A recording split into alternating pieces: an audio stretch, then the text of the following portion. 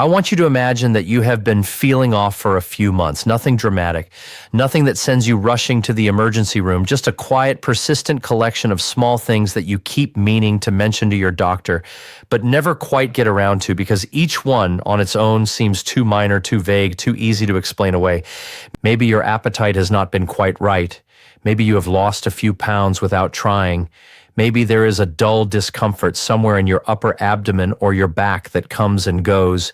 Maybe your skin has taken on a slightly different color that people around you seem to notice before you do. You tell yourself it is stress. You tell yourself it is your diet. You tell yourself it is getting older. And then one day you are sitting in a doctor's office and you hear a sentence that rearranges every assumption you have ever made about your health. I need to tell you something about that scenario today because what I am about to share in this video could be one of the most important things you ever watch.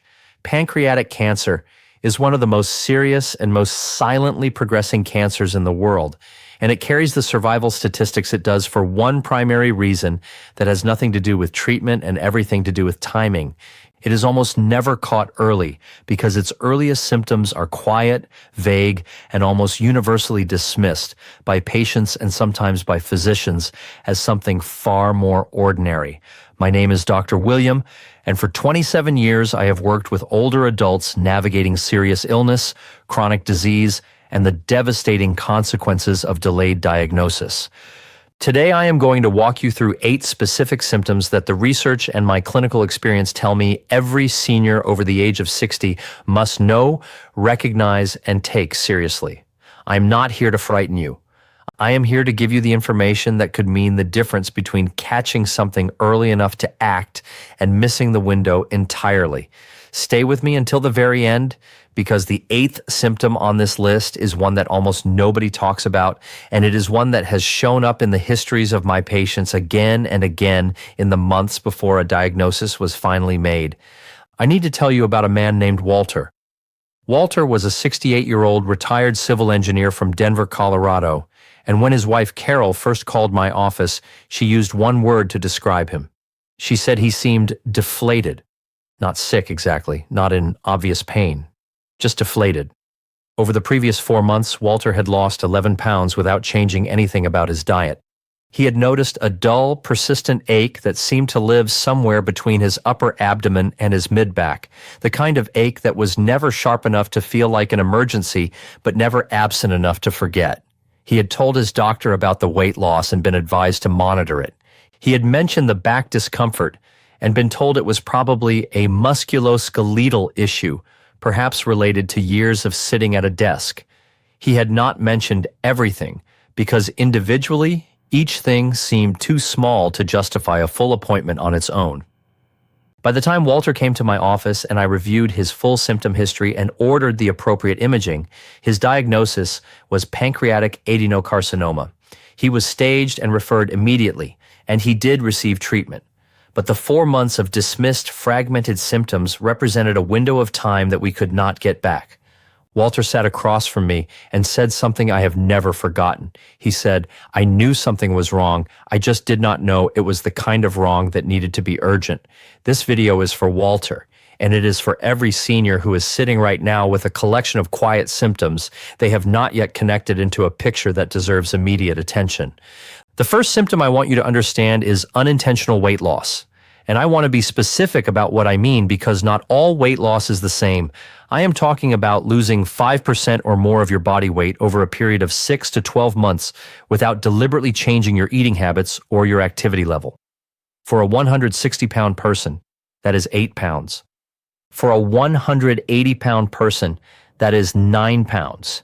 This kind of unintentional weight loss is what oncologists and internists call a red flag symptom, meaning it is a symptom that by its very presence demands investigation rather than watchful waiting. The reason pancreatic cancer causes unintentional weight loss even in its earliest stages comes down to the biology of the pancreas itself. The pancreas sits behind your stomach and plays two critical roles in your body. It produces digestive enzymes that break down the food you eat, and it produces hormones including insulin and glucagon that regulate your blood sugar. When a tumor begins to grow in pancreatic tissue, it disrupts both of these functions. The enzymes your gut needs to properly absorb nutrients become insufficient, and your body begins drawing on its own reserves of fat and muscle to meet its energy needs even when you're eating normally. The result is weight loss that feels effortless and is entirely unwelcome.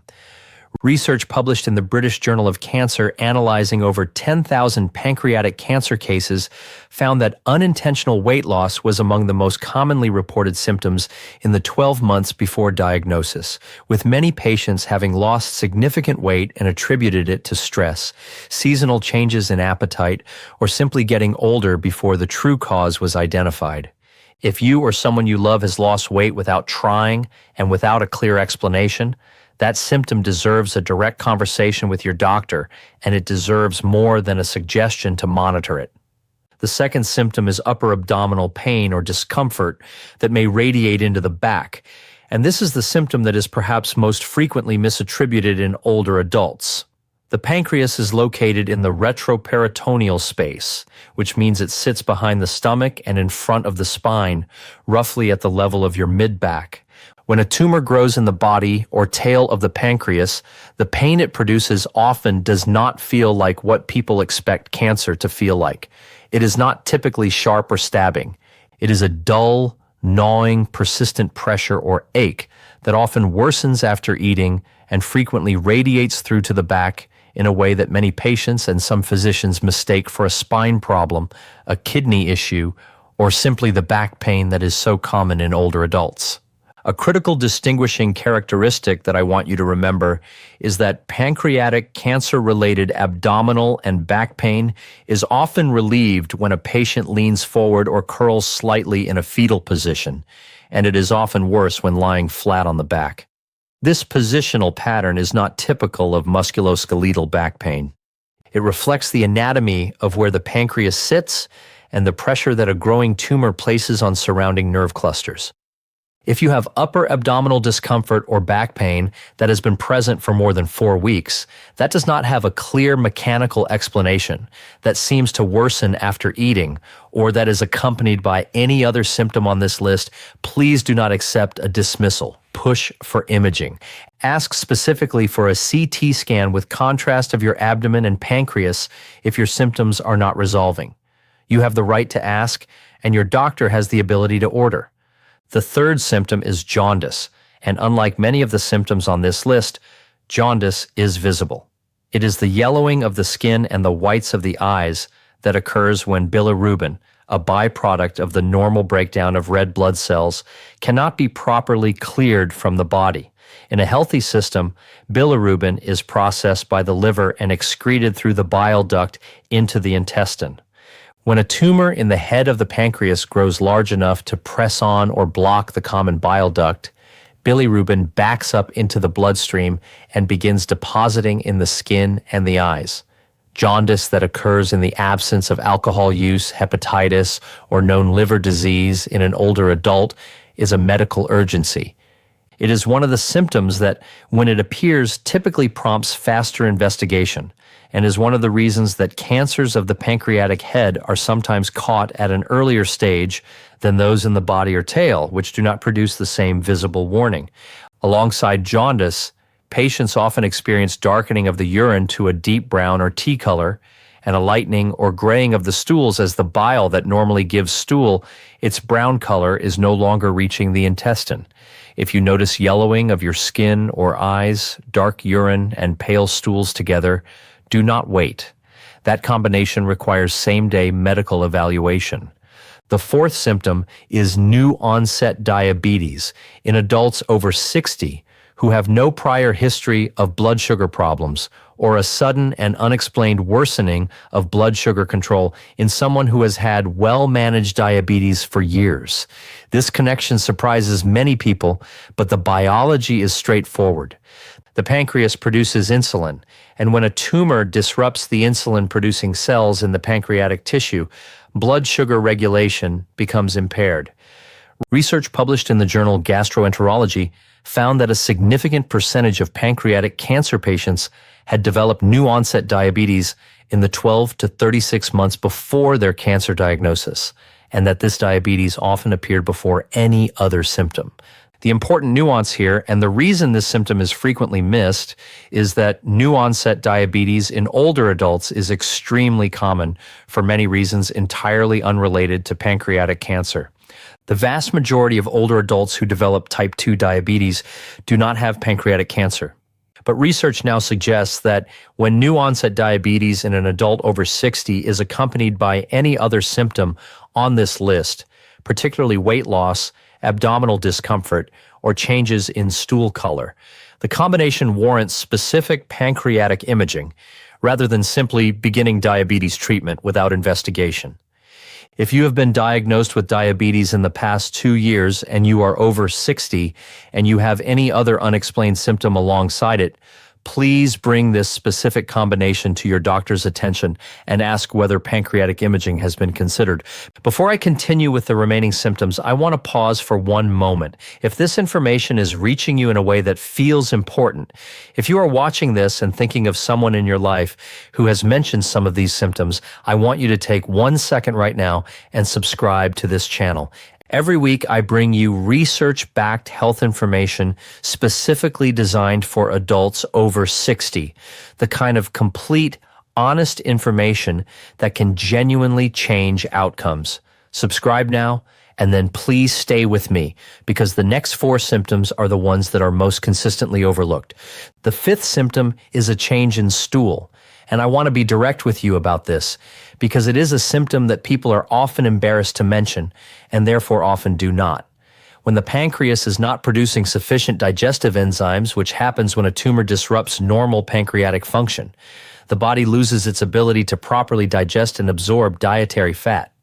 The result is a very specific type of stool change that gastroenterologists call steatorrhea, which in practical terms means stools that are pale, greasy, unusually foul-smelling, and that float rather than sink because they contain so much unabsorbed fat.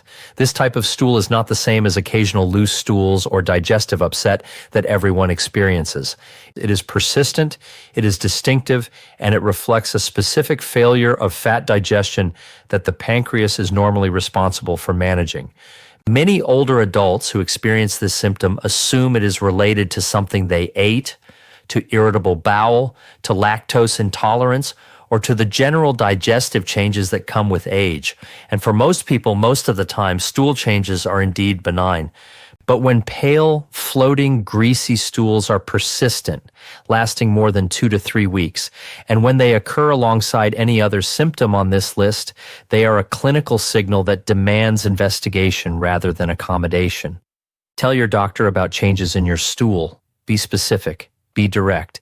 This information is clinically important and your physician needs to hear it described clearly. I want to introduce you to a woman named Frances, a 71-year-old retired nurse from Richmond, Virginia, who of all people understood medicine and yet found herself in exactly the situation that this video is trying to prevent. Frances had noticed several months of digestive changes that she had attributed to her gallbladder, which had been removed years earlier. She had experienced some weight loss that she thought was finally the result of eating a little better.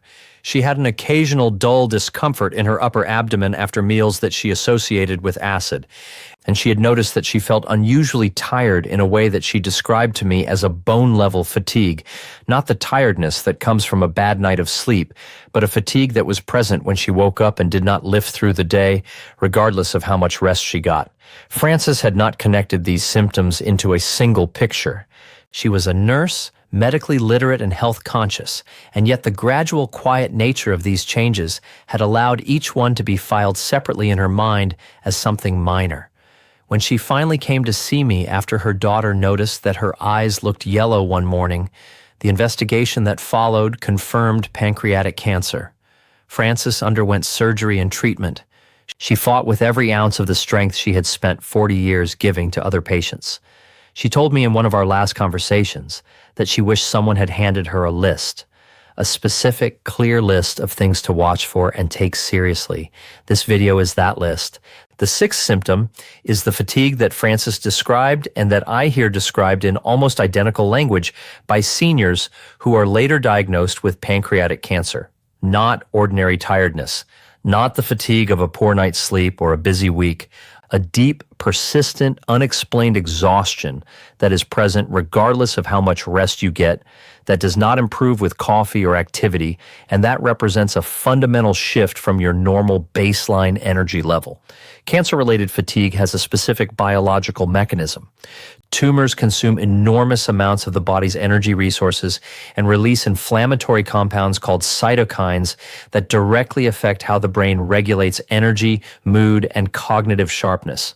The fatigue of early pancreatic cancer is therefore not a symptom of working too hard or sleeping too little. It is a symptom of the body's resources being redirected at a fundamental level. The challenge is that fatigue is one of the most commonly reported symptoms across virtually every medical condition, which means it is also one of the most easily dismissed. When a senior over 60 reports persistent unexplained fatigue to their doctor, they are often told it is anemia, thyroid function, depression, or yes, simply aging. And often it is one of those things, but when persistent, unexplained fatigue occurs alongside any of the other symptoms on this list, it belongs in a different category of concern, and it deserves a different category of investigation. The seventh symptom is nausea and loss of appetite that is persistent rather than episodic. Almost everyone experiences nausea from time to time. Almost everyone has days when appetite is reduced. But the nausea and appetite loss associated with early pancreatic cancer has a specific character that distinguishes it from ordinary digestive upset. It is persistent. It is present most days for weeks or months.